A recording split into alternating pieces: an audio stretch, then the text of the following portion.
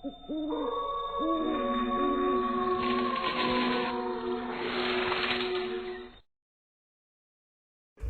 Singh family के घर से सुबह सुबह रोने चिल्लाने की आवाजें आ रही थी।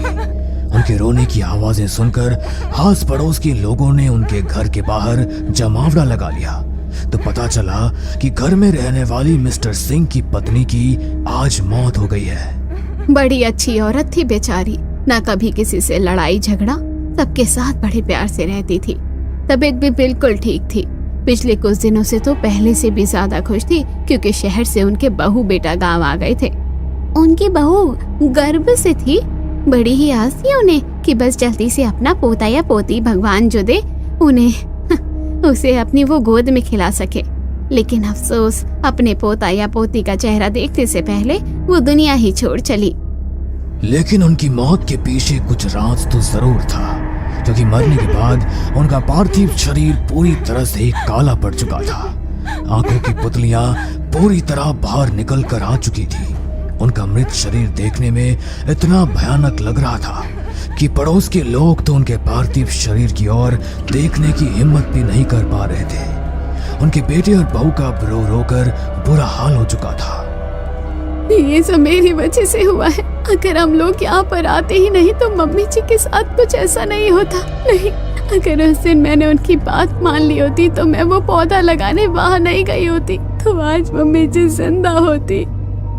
ये कहते हुए संजना और जोर जोर से रोने लगी। वो खुद पर पछतावा करते हुए अपने सर को अपने हाथों से बुरी तरह पीटने लगी। संजना, संजना संभालो खुद को, शांत हो जाओ।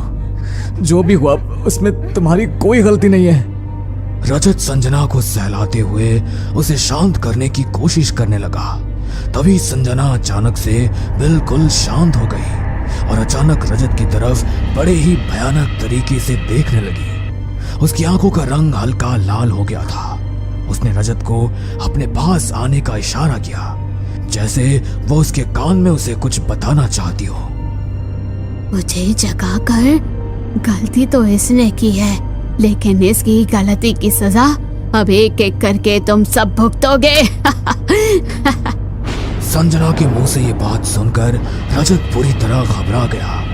वो इस हद तक डर चुका था कि उसने अपना चेहरा उठाकर संजना के चेहरे की तरफ भी नहीं देखा। क्या हुआ? डर गया?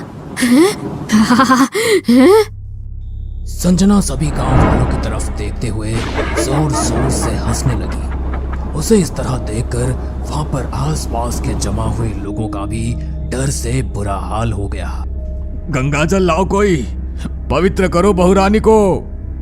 बुढ़े, मुझसे बचाएगा तू इसे? लगता है अब तुझे तेरी शक्तियों का एहसास नहीं है। ये कहते हुए संजना बेहद गुस्से में उस बूढ़े आदमी की तरफ देखने लगी और देखते ही देखते वो बूढ़ा आदमी जोर जोर से चिल्लाने लगा। उसकी चीखें इतनी दर्द भरी थी जैसे हजारों कीड़े एक साथ उसके शरीर को नोच नोच कर काट रहे हो। तभी एक बूढ़ी औरत ने वहां पर आकर उस बूढ़े आदमी और संजना पर गंगा जल का छिड़काव किया। तो वो बूढ़ा आदमी अचानक से बिल्कुल शांत हो गया और संजना बेहोश होकर वहीं पर गिर पड़ी। वो आ गई है, इतनी आसानी से ना जाएगी। इसे बचाना है तो किसी सिद्ध अघोरी बाबा के पास जाना होगा। अघोरी बाबा? लेकिन वो मुझे कहाँ मिलेंगे?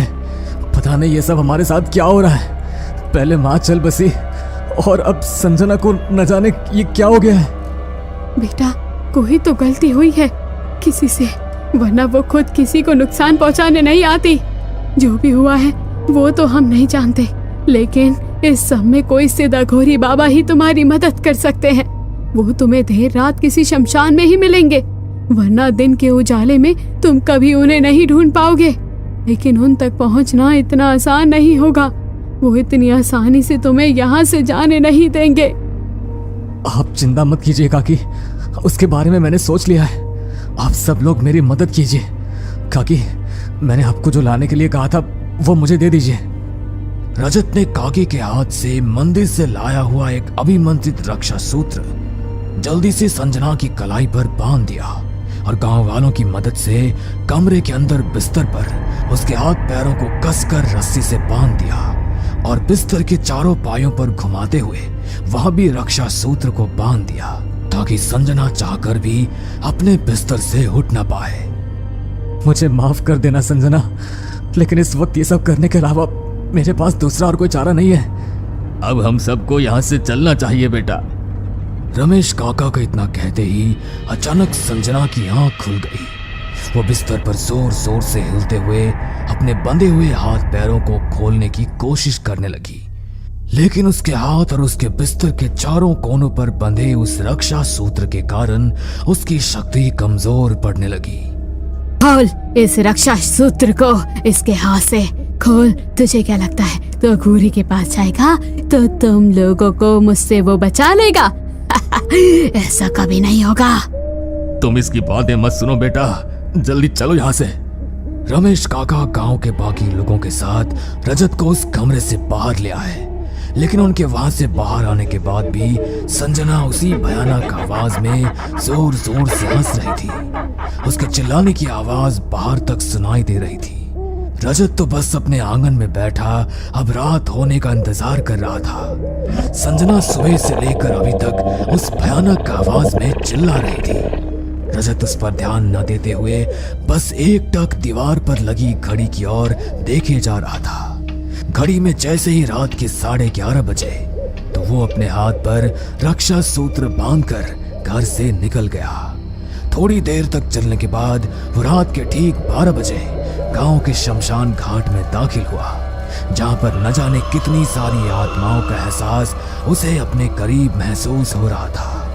वहीं एक अघोरी बाबा बैठकर अपनी तपस्या कर रहे थे। रजत सीधे कदमों से चलता हुआ अघोरी बाबा के चरणों में जाकर बैठ गया। मेरी मदद कीजिए बाबा, मेरी मदद कीजिए, मेरी पत्नी को बचा लीजिए। रजत की आवाज सुनकर अघोरी बाबा ने अपनी आंखें खोली और रजत की ओर बेहद गुस्से से देखने लगे। मूर्ख, तू जानता नहीं कि एक अघोरी की तपस्या को भंग करके तूने कितना बड़ा पाप किया है। इतनी रातों से चलती आ रही मेरी तपस्या तेरे कारण भंग हो गई। मुझे माफ कर दीजिए बाबा, लेकिन मेरे पास आपको जगाने के अलावा दूसरा कोई चारा नहीं था। मेरी पत्नी के शरीर पर किसी ने कब्जा कर लिया है। मैं नहीं जानता वो कौन है और ये सब क्यों हो रहा है, लेकिन अगर आपने कुछ नहीं किया तो वो मेरी पत्नी और उसके पेट में पल रहे मेरे बच्चे को ले जाएगी। ये सब कुछ कहते हुए रजत की आंखों में आंसू आ गए। उसकी आंखों में आंसू देखकर अघोरी बाबा उसकी मदद के लिए तैयार हो गए। ठीक है, मैं तेरी मदद करूंगा, लेकिन उससे पहले मुझे ध्यान में जाकर ये जानना होगा कि तेरी पत्नी के शरीर में जिस आत्मा ने प्रवेश किया है वो कौन है, वरना हम उसे कभी नहीं बचा पाएंगे। मैं अभी कुछ देर ध्यान के लिए बैठूंगा, चाहे कुछ भी हो जाए, लेकिन जब तक मैं ध्यान से ना उठूं, ना तू मुझे स्पर्श करना और ना ही अपने मुंह से मुझे कुछ कहना। इतना कहकर अघोरी बाबा ध्यान में बैठ गए, लेकिन उन्होंने जो देखा उसे देखकर उनके होश उड़ गए। उन्होंने तुरंत अपनी आंखें खोली और रजत को अपने पास आने का इशारा किया। आपको पता चल गया बाबा कौन है वो? प्रेतनी, प्रेतनी है वो। प्रेतनी? हाँ, प्रेतनी, बदले की आग में झुलसती हुई प्रेतनी जो बहुत खतरनाक हो चुकी है। सब बताता हूँ तुम्हें। बात आज से लगभग 50 साल पुरानी है, जब गांव में रजत के दादाजी यानी बलदेव सिंह जी सरपंच थे। वो पूरे गांव में सबसे अमीर और नामी रुतबी आदमी थे। पूरे गांव में उनका ठाठ था। उनकी इज्जत पर कोई जरा सी भी बात कह दे ये उन्हें बर्दाश्त नहीं होता था। लेकिन एक दिन कुछ ऐसा हुआ जिसने सबकी जिंदगी को बदल कर रख दिया। करम चली, मन तो शर्म आती है तुझे अपनी औलाद कहते हुए। जरा भी ना सोची तूने अपना मुंह काला करवाने से पहले न जाने किसका पाप अपने पेट में पाल रही है। अगर गांव वालों को इस बात की भनक भी हो गई तो गांव में मेरा जीना दुश्वार कर देंगे। हमारी इज्जत को उतार कर रख दिया तूने। छोरी, अब तुझे जीने का कोई हक ना है। यो बलदेव सिंह कुछ भी सह लेगा पर अपनी इज्जत पर कोई दाग नहीं लगने देगा। जुगराज, ये ले बंदूक और खत्म कर दे इसे, मैंने यो दोबारा हमारी नजरों के आगे ना दिखनी चाहिए। जो आपका हुक्म पिताजी। ऐसा ना करो सा, गलती हो गई मारी बच्ची से। मारे को माफ कर दो बापू, आप माने घर से निकाल दो, कह देना कहीं दूर मेरा ब्याह कर दिया, कभी वापस लौट के आपको शर्मिंदा ना करूंगी, प्रताप के साथ बहुत दूर चली जाऊंगी, पर आप मारी जान ना लो, मारे पेट में मारा बच्चा है, उसने ना मारो। कितनी नीच है रे तू, इब भी मार यार पिताजी के सामने ये सब कह रही है तू। जुगराज ने अपनी बहन कावेरी के सर पर बंदूक से वार कर दिया और गोली लगते ही मौके पर उसकी मौत हो गई। गांव वालों को इस बारे में कुछ पता न चले, इसलिए उन्होंने कावेरी के शरीर को अपने घर में जलाकर उसकी अस्थियों को पिछले हिस्से वाले आंगन में गाड़ दिया। कावेरी के साथ उसके परिवार वालों ने जो भी किया, उससे सिर्फ उसकी ही नहीं बल्कि उसके होने वाले बच्चे की भी जान चली गई। जिस तरीके से उसे अधमौत मारा गया वो एक प्रेतनी बन गई, लेकिन आंगन के पिछले हिस्से में उसकी अस्थियां कैद थी, इसलिए वो अपना बदला नहीं ले सकती थी। पर जब रजत संजना के साथ गांव आया तो संजना गुलाब का पौधा लगाने के लिए आंगन में चली गई और गलती से उसने उसी जगह से मिट्टी को खोद दिया जहां पर कावेरी की अस्थियां कैद थी। मिट्टी को खोदते ही वो वहां से मुक्त हो गई।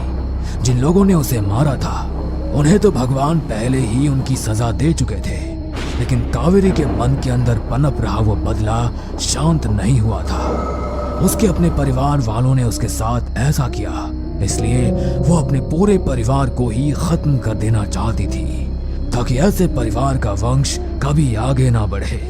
उसके जिस भाई ने उसे गोली मारकर उसकी जान ली थी, उसने सबसे पहले उसकी पत्नी यानी कि रजत की माँ को मार डाला।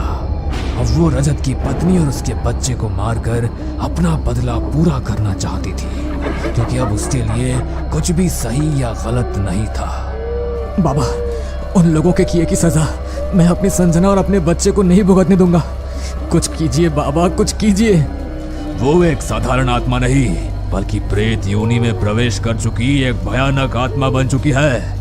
वो उन दोनों में से किसी ना किसी को अपने साथ लेकर जाएगी, क्योंकि जो उसके साथ हुआ वो बहुत गलत था, इसीलिए उसे शांत करना किसी के बस में नहीं है। वो तुम्हें 3 दिन का समय देकर तुम्हें भरमा रही है, जबकि ये खेल तो आज रात को ही खत्म होने वाला है। क्या?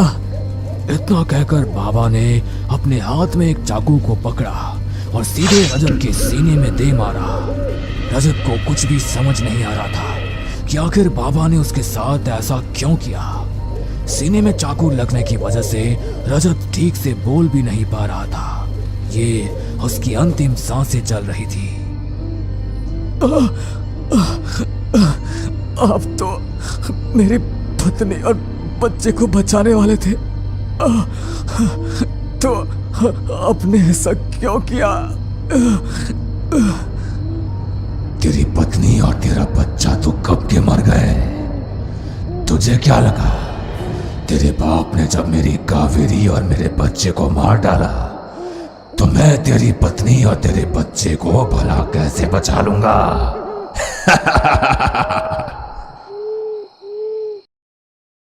रात के लगभग 2:30 बजे का वक्त था। प्रीतम अपने कमरे में अपनी पत्नी के साथ बड़ी ही गहरी नींद में सो रहा था। तभी अचानक उसे अपने कानों में किसी बच्चे के हंसने की आवाज सुनाई दी। मेरे साथ लुक्का छिपी खेलो ना, मुझे ढूंढो ना, देखो मैं कहाँ छिपा हूँ। उस आवाज को सुनकर गहरी नींद में भी अचानक प्रीतम का चेहरा बुरी तरह पसीने से भीग गया। वो एकदम से हाँफता हुआ अपने बिस्तर पर उठकर बैठ गया। कौन है यहाँ? देखो, अगर कोई मेरे साथ मजाक कर रहा है तो सामने आ जाओ, वरना ठीक नहीं होगा। प्रीतम के इतना कहते ही एक बड़ा ही भयानक दिखने वाला बच्चा उसके बिस्तर के सामने आकर खड़ा हो गया। वो बड़ी ही भयानक हंसी के साथ प्रीतम के चेहरे को देख रहा था। उसका चेहरा बिल्कुल सफेद पड़ चुका था और हंसते हुए वो बिल्कुल एक राक्षस की तरह लग रहा था। उसे देखकर प्रीतम के रोंगटे खड़े हो गए।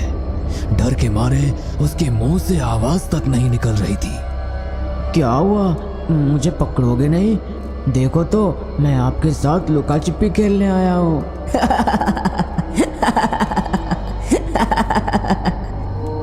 इतना कहकर वह बच्चा बड़ी भयानक हंसी के साथ हंसने लगा।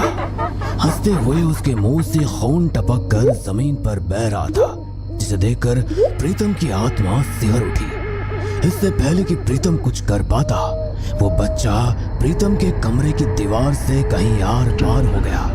ये नजारा अपनी आंखों के सामने देखकर प्रीतम के होश ही उड़ गए और उसने अभी जो होते हुए देखा उस पर प्रीतम को भरोसा ही नहीं हो पा रहा था। कहाँ चला गया? कहाँ चला गया वो? ऐसा कैसे हो सकता है? नहीं नहीं, ऐसा सच में कुछ भी नहीं हुआ है। ये सब मेरा भ्रम है। डर की वजह से मेरे दिमाग में ये सब होने का एहसास हो रहा है, जो कि असल में हुआ ही नहीं है। प्रीतम की आवाज सुनकर अचानक उसके बगल में सो रही उसकी पत्नी की आंख खुल गई। उसने प्रीतम की ओर देखा तो उसकी ऐसी हालत देखकर वो भी घबरा गई। प्रीतम, प्रीतम, क्या हुआ तुम्हें? तुम ठीक तो हो ना? वो फिर से आया था शीतल। वो बार बार मुझसे एक ही बात कहता है, वो मुझे अपने साथ ले जाएगा। शीतल, प्लीज प्लीज मुझे बचा लो। प्रीतम, यहाँ पर कोई भी नहीं है, वो सिर्फ तुम्हारा वहम है। डॉक्टर ने तुम्हें कहा था ना कि तुम ज्यादा स्ट्रेस मत लो। स्ट्रेस लेना तुम्हारे लिए बिल्कुल भी ठीक नहीं है। हम अच्छे भले अपने घर में खुश थे। अच्छा होता कि हम तुम्हारी कजन की शादी के लिए यहाँ पर आते ही ना। जब से यहाँ पर आए हैं पता नहीं तुम्हें क्या हो गया है। मुझे अब यहाँ पर और नहीं रुकना। हम कल के कल यहाँ से चले जाएंगे। शीतल के इतना कहते ही टेबल पर रखा फूलदान बड़ी ही तेज आवाज के साथ गिरकर टूट गया। तभी फिर से प्रीतम को अपने कानों में वही आवाज सुनाई पड़ी। आपको क्या लगता है कि मैं आपको यहाँ से इतनी आसानी से जाने दूंगा? जो मेरे साथ हुआ था वो अब आपके साथ भी होगा। वो आवाज प्रीतम के कानों में पड़ते ही प्रीतम जोर जोर से कांपने लगा। अचानक से उसके चेहरे का आकार आड़ा टेढ़ा होने लगा और उसके मुंह से सफेद रंग की झाग निकलने लगी। उसकी ऐसी हालत देखकर शीतल की रूह कांप गई। वो घर वालों को वहां पर बुलाने के लिए जोर जोर से चिल्लाने लगी। मदद करो, कोई मदद करो। तुम्हें क्या हो गया प्रीतम? प्रीतम, दाई माँ, चाची जी, जल्दी से आइए प्लीज। देखिए ना मेरे प्रीतम को क्या हो गया। शीतल के चिल्लाने की आवाज सुनकर घर के लोग जल्दी से वहां पर आए। प्रीतम की चाची जी और दाई माँ उसकी ऐसी हालत देखकर डर से सिहर उठी। इससे पहले कि वो प्रीतम की हालत के बारे में कुछ पूछ पाती, तभी प्रीतम जोर जोर से हंसने लगा। नहीं छोड़ूंगा इसे। जिस तरह मेरी जान गई थी अब उसी तरह इसकी भी जान जाएगी। 3 दिन है तुम्हारे पास, बचा सकते हो तो बचा लो इसे, वरना अमावस की रात इसकी जिंदगी की आखिरी रात होगी। ये कहते हुए प्रीतम की आंखें बिल्कुल लाल हो गई और वो जोर जोर से हंसते हुए हवा में उड़ने लगा। हे भगवान, ये क्या हो गया छोरे को? दाई माँ, जल्दी आओ। घर के मंदिर से माता रानी के चरणों में रखा सिंदूर ले आओ। जल्दी लाओ, जल्दी। दाई माँ जल्दी से घर के मंदिर वाले कमरे में गई और मंदिर में रखे सिंदूर को लाकर प्रीतम की चाची जी को दे दिया। उन्होंने जल्दी से प्रीतम के शरीर पर माता रानी के चरणों का सिंदूर लगा दिया। शरीर पर सिंदूर का स्पर्श होते ही प्रीतम अचानक से तड़पने लगा और तड़पते हुए बेहोश होकर बिस्तर पर गिर पड़ा। प्रीतम की ऐसी हालत देखकर शीतल डर के मारे जोर जोर से रोने लगी। अच्छा होता कि हम दोनों यहाँ पर आते ही नहीं। ये सब आप लोगों की वजह से ही हुआ है। आप जानते थे ना कि यहाँ पर कुछ तो ऐसा है जिससे प्रीतम की जान को खतरा है, लेकिन फिर भी आपने हमें यहाँ पर बुलाया। अगर मेरे प्रीतम को कुछ भी हुआ ना तो मैं आप लोगों को कभी माफ नहीं करूंगी। हाँ, मुझे माफ कर दो बेटा। तुम ठीक कह रही हो, ये सब मेरी गलती है। मैं नहीं जानती थी कि इतने साल बाद वो जाग उठेगा। ये सब मेरी ही गलती है। जाग उठेगा? कौन जाग उठेगा? मतलब ये सब जो हो रहा है आप उसके बारे में सब कुछ जानती है? कौन है वो बताइए। कौन है वो? मुझे बताइए। मेरा बेटा है वो। क्या? आपका बेटा? हाँ, मेरा बेटा 8 साल का था जब एक दिन घर की कोठरी में मृत अवस्था में मिला हमें वो। बहुत डरता था अपने बापू से। वो परीक्षा में फेल हो गया था। उसने सोचा बापू बहुत मारेंगे, तो कोठरी में जाके छिप गया और ठोकर लग के फर्श पर गिर गया। कोठरी का सारा सामान उसके ऊपर गिर गया और उस सामान के नीचे दब के मर गया मेरा बच्चा। मैं मानती हूँ कि जो भी हुआ बहुत गलत हुआ, लेकिन आपका बेटा प्रीतम को वो परेशान क्यों कर रहा है? वो उसे क्यों नुकसान पहुँचाना चाहता है? ये तो मैं भी नहीं जानती बेटा, लेकिन मरने के बाद इंसान के अंदर उसकी कोई सुध नहीं रहती है। क्या गलत क्या सही उसे किसी की पहचान नहीं होती। लेकिन मैं मेरे प्रीतम को कुछ नहीं होने दूंगी। भले ही वो मेरा सगा बेटा नहीं है, लेकिन वो मेरे लिए सगे बेटे से भी बढ़कर है। मैं पहले ही अपने एक बेटे को खो चुकी हूँ, लेकिन अब अपने दूसरे बेटे को नहीं खोना चाहती। मैं कल के कल यज्ञ के लिए महाराज जी से बात करूंगी। मैं अब और खतरा नहीं उठा सकती। दाई माँ, मेरे कमरे में तख्त के नीचे काले रंग का धागा रखा है, आप उसे ले आओ। वो धागा प्रीतम के हाथ पर मैं बांध दूंगी, तो वो धागा प्रीतम की रक्षा करेगा। निर्मला के कहने पर दाई माँ उसके कमरे से वो काले रंग का धागा ले आई। निर्मला ने उस धागे को अपने हाथ में लेकर कुछ मंत्रों को बोलते हुए उस धागे को प्रीतम के हाथ पर बांध दिया। वो धागा प्रीतम के हाथ पर बांधते ही प्रीतम का पूरा शरीर अचानक से बुरी तरह से कांप उठा और वो एक गहरी सांस लेकर गहरी नींद में सो गया। अगली रात निर्मला प्रीतम को लेकर शीतल के साथ गांव के पुराने मंदिर के पास गई, जहां मंदिर के पीछे की खाली जगह पर एक तांत्रिक बाबा यज्ञ की तैयारी कर रहे थे। यज्ञ की अग्नि को देखकर प्रीतम जोर जोर से कांपने लगा। कांपते हुए उसके शरीर से सफेद रंग की झाग निकलने लगी। वो वहां से भागने की कोशिश करने लगा। तभी तांत्रिक बाबा ने प्रीतम पर एक विभूति को छिड़क दिया, जिससे प्रीतम बिल्कुल कमजोर पड़ने लगा और लड़खड़ाता हुआ जमीन पर गिर पड़ा। तभी तांत्रिक बाबा ने उसके आसपास विभूति से एक गोल घेरा बना दिया। उस घेरे के अंदर बैठते ही प्रीतम जोर जोर से चिल्लाने लगा। ये क्या हो गया है मेरे प्रीतम को? लेकिन तुम चिंता मत करो प्रीतम, हम तुम्हें कुछ नहीं होने देंगे। अच्छा, तुझे क्या लगता है तू बचा लेगी इसे? इसे तो मैं अपने साथ लेकर ही जाऊंगा और ऐसा करने से मुझे कोई नहीं रोक पाएगा। देख कैसे थोड़ा थोड़ा करके मैं मारता हूं इसे। शीतल की तरफ देखते हुए प्रीतम ने अपने आप ही अपनी गर्दन को पूरी तरह से पीछे की तरफ मोड़ दिया और वो जोर जोर से दर्द से चिल्लाने लगा। तभी थोड़ी देर बाद उसकी वो चीखों की आवाज भयानक हंसी में बदल गई। क्या हुआ?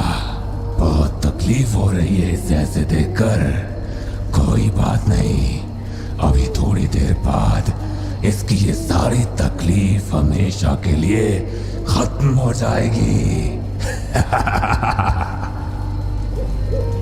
प्रीतम की ऐसी हालत देखकर शीतल जोर जोर से रोने लगी। प्लीज आप लोग जल्दी से कुछ कीजिए ना। बाबा प्लीज आप जल्दी से पूजा शुरू कीजिए ना। मेरे प्रीतम को इस आत्मा के चुंगल से मुक्त कर दीजिए बाबा। शीतल के इतना कहते ही तांत्रिक बाबा उसकी ओर देखकर मुस्कुराए। तभी शीतल ने कुछ ऐसा सुना जिसे सुनकर उसके रोंगटे खड़े हो गए। अब तेरा काम खत्म हो गया तांत्रिक। अब ये मेरे कब्जे में है। अब कोई इसे मुझसे नहीं बचा सकता। उस आत्मा की ये बात सुनकर तांत्रिक बाबा उठकर वहां से चले गए। ये देखकर शीतल को कुछ भी समझ नहीं आया, लेकिन उसका ध्यान जैसे ही निर्मला की ओर पड़ा तो उसके चेहरे की मुस्कुराहट देखकर उसके पैरों तले से जमीन खिसक गई। आप हंस क्यों रही हैं? ये सब क्या हो रहा है यहाँ पर? आप तो यहाँ पर प्रीतम को अपने बेटे की आत्मा से मुक्त कराने के लिए लाई थी ना, तो फिर ये सब क्या हो रहा है? यहाँ पर वही हो रहा है जो यहाँ होना चाहिए। जिस तरह इसने मेरे बेटे को छल करके मारा था, आज ये भी उसी छल से मारा जाएगा। क्या ये सब क्या बकवास कर रही हैं आप? हाँ देखिए, प्लीज जल्दी से तांत्रिक बाबा को वापस बुलाइए और मेरे प्रीतम को बचा लीजिए प्लीज। इसे तो अब कोई नहीं बचा पाएगा। मेरे बेटे को अपने साथ लुका छिपी खिलौने लेकर गया था, लेकिन झूठ बोलकर उसे घर की कोठरी में ले गया और वहां जाके बेहोश कर दिया। मारे बच्चे को और कोठरी के सामान से उसका सर कुचल दिया, मार डाला ऐसे इसने। ये सब आप क्या नाप शनाप बोल रही हैं? मेरा प्रीतम ने ऐसा कुछ नहीं किया है। चुप करिए आप। प्रीतम, प्रीतम उठो उठो। अब तू इसे चाहे जितनी आवाज लगा, लेकिन ये अब नहीं उठेगा।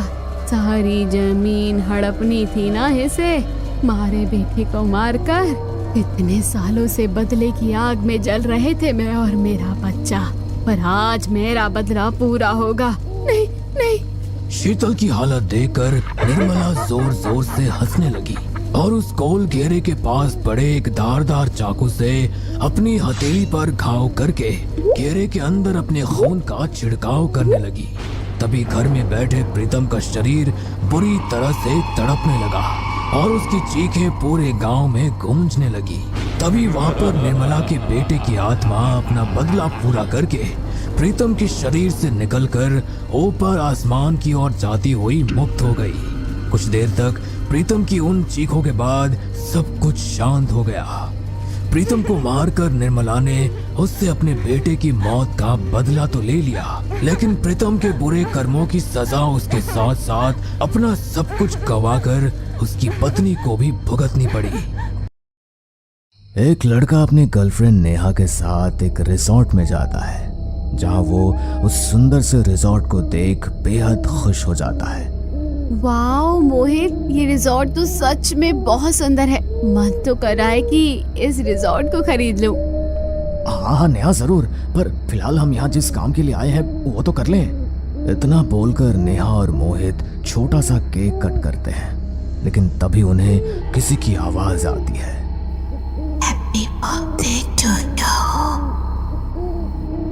मोहित, तुमने ये आवाज सुनी? कौन सी आवाज नेहा? मैंने तो कोई आवाज नहीं सुनी। मोहित ये बात बोल ही रहा था कि तभी उसे नेहा के पीछे एक काले कपड़े में लड़की नजर आती है, जिसका चेहरा बालों से पूरी तरह ढका हुआ था। उसे देख मोहित के माथे पर डर की शिकन आ जाती है। तभी वो लड़की एक काले धुएं में तब्दील होकर नेहा के शरीर में प्रवेश कर जाती है। नेहा की आंखें पूरी तरह लाल हो चुकी थी। नेहा का बदला रूप देख मोहित अब काफी डर जाता है। नेहा, ये तुम्हें क्या हो गया है? मोहित नेहा से बार बार सवाल कर रहा था, लेकिन नेहा उसकी बात का कोई जवाब नहीं देती और अचानक ही वो मोहित के चेहरे के सामने आ खड़ी होती है। वो आगे कुछ बोलता कि उससे पहले नेहा उसको पानी में डुबोकर मार देती है और खुद के बड़े नाखून अपने ही पेट में घुसाकर खुद भी मर जाती है। कुछ साल बाद पार्टी की तैयारी कौन करेगा? मुझे तो समझ नहीं आ रहा तुम कैसे दोस्त हो, मेरे किसी काम नहीं आ रहे हो। अरे यार, तू इतना दिमाग क्यों चला रहा है? बजट के हिसाब से कोई रिजॉर्ट ढूंढ ही लेंगे। अखिलेश का जन्मदिन था और वो अपनी पार्टी में कोई भी परेशानी नहीं चाहता था, जिसके चलते वो अपने दोस्तों को ही डांटने लगा। जिस रिजॉर्ट में अखिलेश अपने बर्थडे पार्टी को सेलिब्रेट करने की सोच रहा था, उसमें उसका बजट फिट नहीं बैठ रहा था। उसे किसी भी तरह एक अच्छे सुंदर रिजॉर्ट में अपने बर्थडे पार्टी को सेलिब्रेट करना था। वो रात के वक्त लैपटॉप पर काम कर रहा था। काम करते करते वो लैपटॉप पर अचानक से एक रिजॉर्ट देखने लगा। रिजॉर्ट बहुत सुंदर था। रिजॉर्ट को देखकर अखिलेश खुश हो गया, मानो जैसे उसे जो चाहिए था उसे मिल गया हो। लेकिन रिजॉर्ट शहर से बहुत दूर था और वहां जाने के लिए जंगलों के अंदर जाना पड़ता। लेकिन रिजॉर्ट इतना खूबसूरत था कि वो उसे जरा भी नजरअंदाज नहीं कर पाया। उसने फौरन रिजॉर्ट को बुक कर लिया और साथ ही साथ अपने दोस्तों को रिजॉर्ट की फोटो भी भेज दी। सबको रिजॉर्ट बहुत पसंद आया, लेकिन उनमें से उसकी दोस्त तानिया ने लोकेशन देखकर कहा, यार इतनी दूर रिजॉर्ट जरूरी है क्या? पार्टी तो हम यहाँ पास के रिजॉर्ट में भी कर सकते हैं। अब मेरा बर्थडे सेलिब्रेशन इसी में होगा, किसी को आना है तो आ जाना, वरना कोई दिक्कत नहीं, मैं तो वहीं पर बर्थडे सेलिब्रेट करूंगा। अखिलेश इतना कहने के बाद अपना फोन बंद करके सो गया। अगले दिन जैसे ही सवेरा हुआ, उसने अपने आउटफिट को देखना शुरू कर दिया। वो भी अपने बर्थडे पर सबसे बेहतरीन नजर आना चाहता था। उसने सबसे बेस्ट आउटफिट अपने लिए सेलेक्ट किया और उसके बाद सारी अरेंजमेंट की तैयारी कर ली। उसके बर्थडे को आने में अभी 3 दिन बाकी थे, लेकिन उसे जरा भी इंतजार नहीं होया जा रहा था। वो किसी भी तरह रिजॉर्ट जाकर सारी चीजों की अरेंजमेंट देखना चाहता था। उसे पहली बार कम बजट में बहुत अच्छी चीज मिली थी। उसके सभी दोस्त भी रिजॉर्ट की तस्वीर देखकर खुश थे। सभी दोस्त एक साथ गाड़ी में बैठकर शहर से दूर जंगलों के पास पहुंच गए। चारों तरफ घने जंगल और सन्नाटा देखकर सारे दोस्तों को थोड़ी सी घबराहट हुई, लेकिन फिर वो आगे बढ़ते चले गए। चलते चलते सभी थक तो गए थे, लेकिन जंगलों के बीच जब उन्होंने रिजॉर्ट देखा तो उनके होश उड़ गए थे। चारों तरफ रोशनी, रिजॉर्ट के बीच में बहुत बड़ा स्विमिंग पूल रात में चमक रहा था, मानो जैसे रिजॉर्ट में चांद तारे उतर कर आ गए हों। अखिलेश यार, तूने तो कमाल ही कर दिया। इतना सुंदर रिजॉर्ट है ये तो, अमीरों से भी अमीर लग रहा है, जैसे मानो जन्नत में पहुंच गए हो। तुमने सही कहा, रिजॉर्ट बहुत सुंदर है। इस बार मेरा बर्थडे सभी को याद रहेगा। चलो अब रिजॉर्ट के थोड़े से मजे लेते हैं। कहीं पर डीजे नाइट चल रही थी, तो कहीं पर बॉनफायर, तो कहीं पर सभी कपल्स डांस कर रहे थे। ये सब देखकर अखिलेश बहुत खुश था कि तभी उसके पास एक ब्लैक कलर की ड्रेस पहनकर बहुत सुंदर सी लड़की आती है, जिसे वो भी नहीं जानता था। वो लड़की अखिलेश के करीब आकर उसे अपनी ओर अट्रैक्ट करने लगी। वो इसके कान में फुसफुसाने लगी कि ये तुम्हारी आखिरी रात है। वो उसका हाथ पकड़कर उसे कहीं ले जाना चाह रही थी, लेकिन इतने में अखिलेश के दोस्त उसे डीजे पर ले गए और वो वहां अपनी सभी दोस्तों के साथ डांस करने लगा। पार्टी को सभी इतना एंजॉय कर रहे थे कि किसी को कुछ पता ही नहीं था कि आगे क्या होने वाला है। अचानक से लाइट चली गई और चारों तरफ अंधेरा ही अंधेरा छा गया। अंधेरे के होते ही रिजॉर्ट सुंदर स्वर्ग से खंडहर में बदलने लगा। अरे यार, ये सारा मूड किसने किरकिरा कर दिया? इस लाइट को भी अभी ही जाना था। कोई जाकर देखो लाइट क्यों गई है। लाइट जाने के बाद अचानक से चांद की रोशनी का प्रकाश रिजॉर्ट पर पड़ता है। थोड़ी सी चांद की रोशनी से ही जब सभी लोग वहां रिजॉर्ट की आसपास की जगह को देखते हैं तो सब दंग रह जाते हैं। आलीशान महलों जैसा रिजॉर्ट अचानक से खंडहर भूतिया रिजॉर्ट की तरह दिखने लगा था।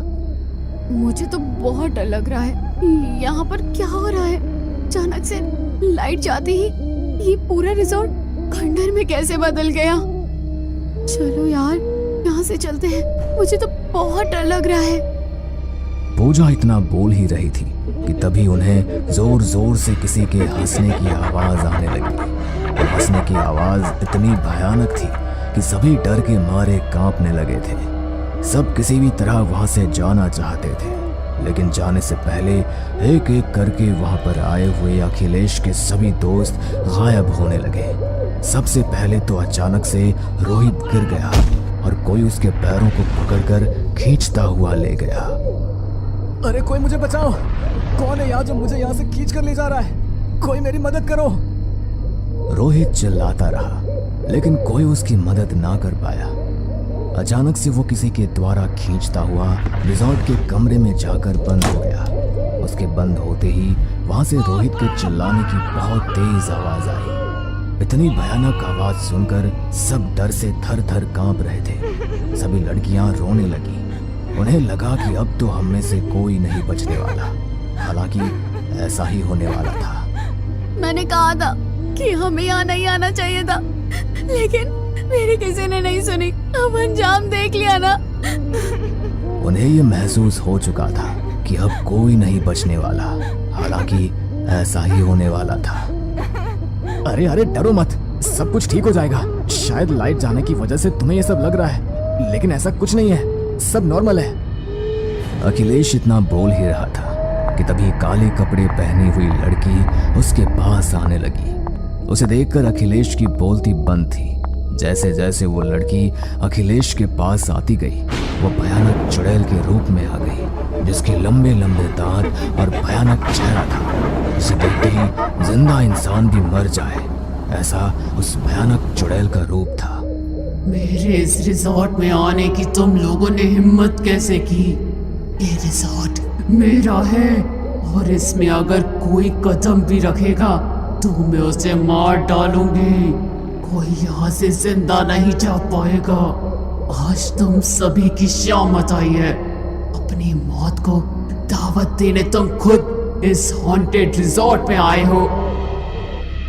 इतना कहकर भयानक चुड़ैल जोर जोर से हंसने लगी। उसकी हंसी से सभी यहाँ से वहां भागने लगे। कुछ छुप गए तो कुछ जंगलों में यहाँ वहां भाग रहे थे। भयानक चुड़ैल ने किसी को नहीं छोड़ा।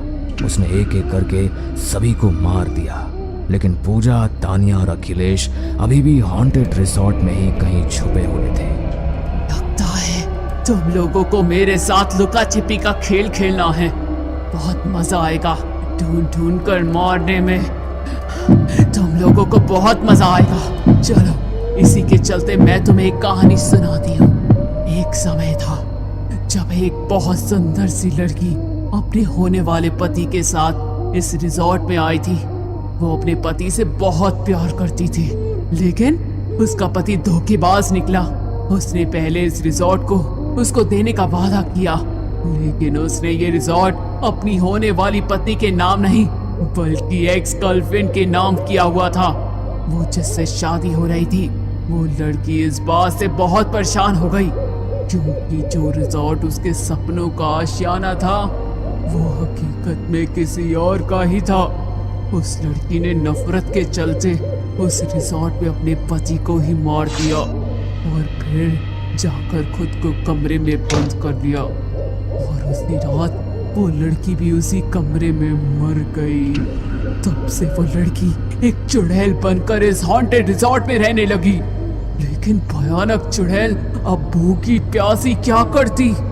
उसे भी तो शिकार चाहिए था ना।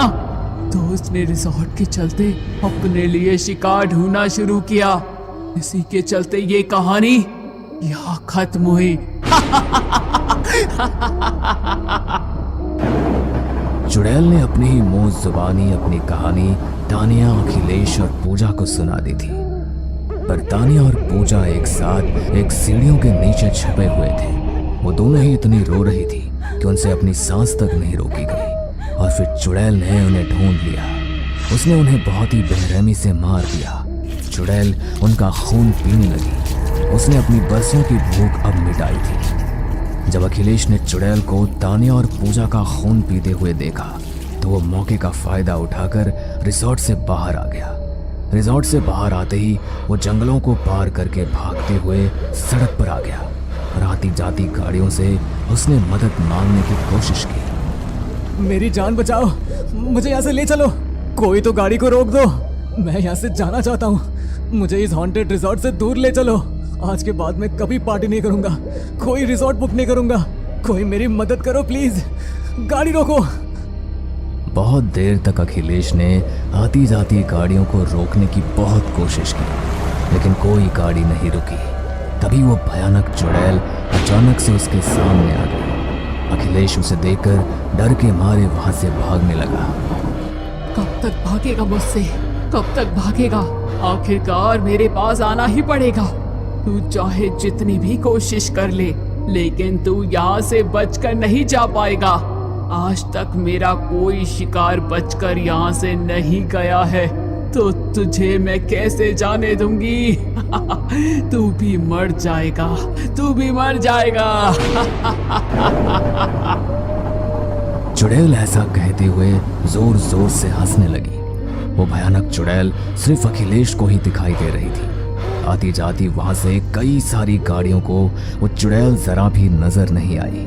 भागते हुए अखिलेश को अचानक से एक गाड़ी दिखाई देती है। वो फौरन उसके अंदर जाकर बैठता है।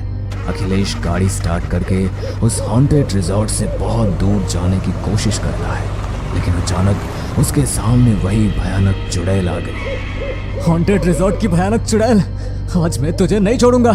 मैं तुझे मार दूंगा, तू भी नहीं बचेगी। आज तो मैं तुझे यहाँ से मार कर ही जाऊंगा। अखिलेश के सर पर भूत सवार था।